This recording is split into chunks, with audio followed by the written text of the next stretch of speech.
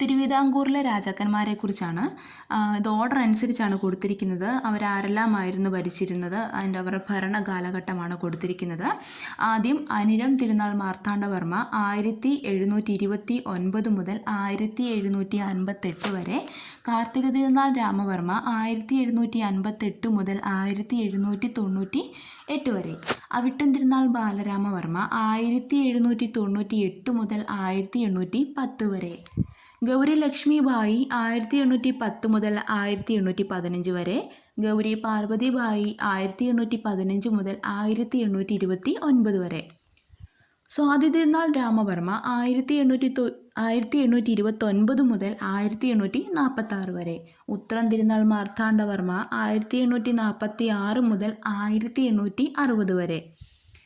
ആയില്യം തിരുനാൾ രാമവർമ്മ 1860 മുതൽ 1880 വരെ. വിശാഖം തിരുനാൾ രാമവർമ്മ 1880 മുതൽ 1885 വരെ. ശ്രീമൂലം തിരുനാൾ രാമവർമ്മ 1885 മുതൽ 1924 വരെ.